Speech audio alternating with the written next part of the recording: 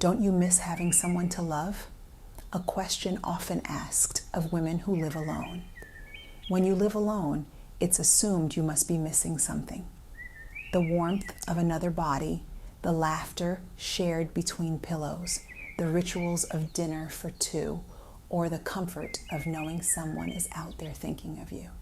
And if you're lucky or unlucky, depending on how you feel about the topic, there will be well-meaning friends, family, even strangers who try to remind you what you're supposedly missing, or who ask about your love life with a smile that doesn't leave room for your silence. But here's what they don't ask. What does love look like now, after 50? After divorce, after the kids, after the versions of you that loved from a place of youth, obligation, or uncertainty? What does it mean to want connection now when you're not new to yourself anymore? What does it mean to want closeness, not because you need saving, but because you're ready for something that reflects who you are now in this season of your life? Because starting over in this season is not about desperation. It's about desire. And that desire is valid, complicated, sure, but still yours. And talking about love in this season is not just about feeling butterflies or sweet words anymore. Not when real health concerns are quietly rising, especially among people over 50. Because as we open ourselves to new intimacy, there's another layer we're rarely taught to think about. Sexually transmitted infections, and they're rising fast, especially for women our age, women who are re-entering the dating world with wisdom, but without updated information.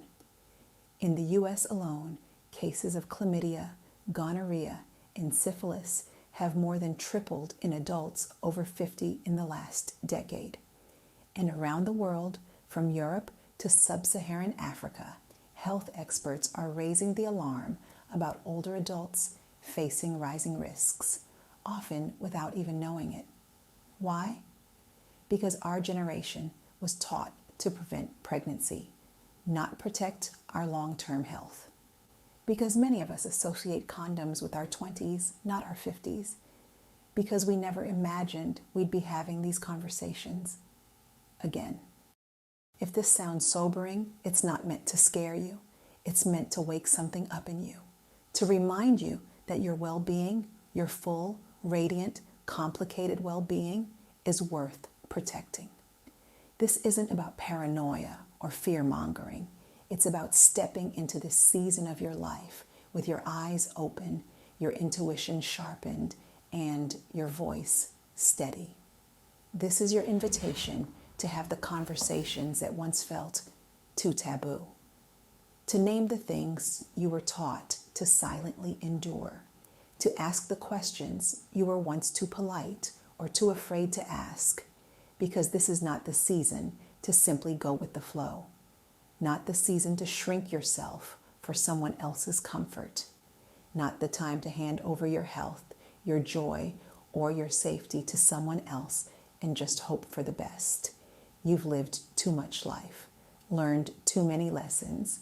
You deserve joy in this chapter, not the watered down kind that asks you to settle, perform, or pretend, but the kind that feels grounded and real, the kind you don't have to apologize for.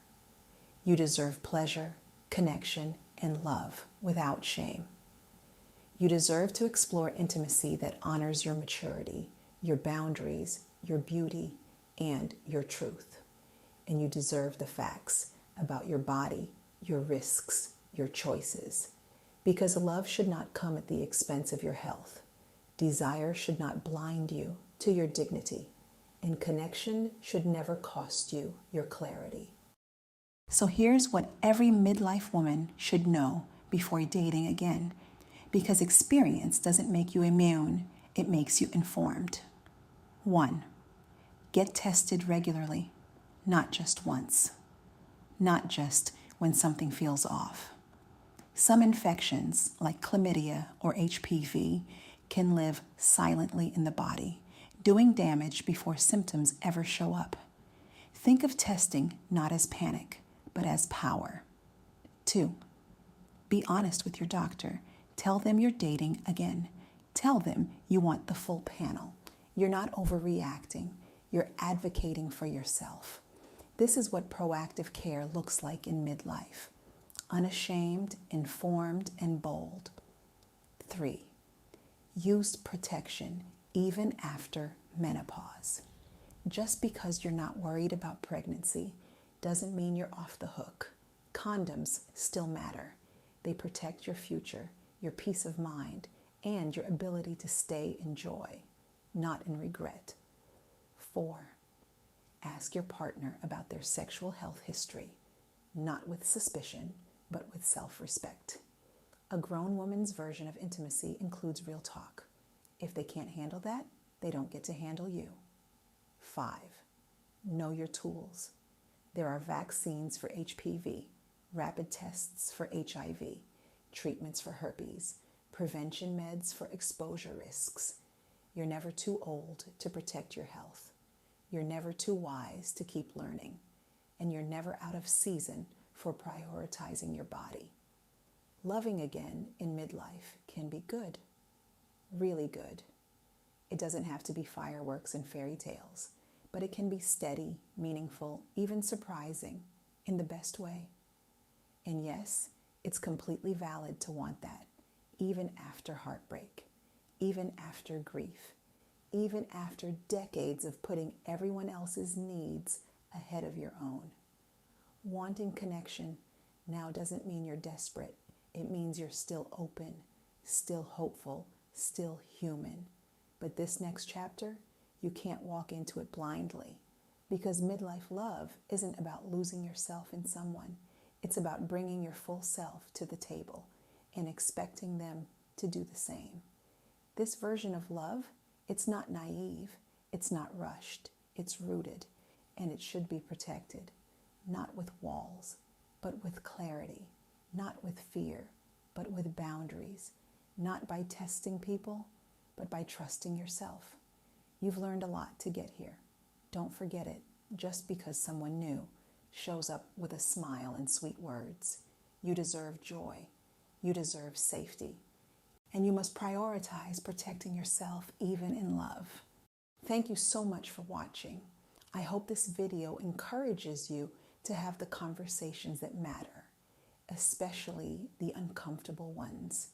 Because there is no greater act of love, no deeper expression of self-agency than advocating for your health, especially in the bedroom.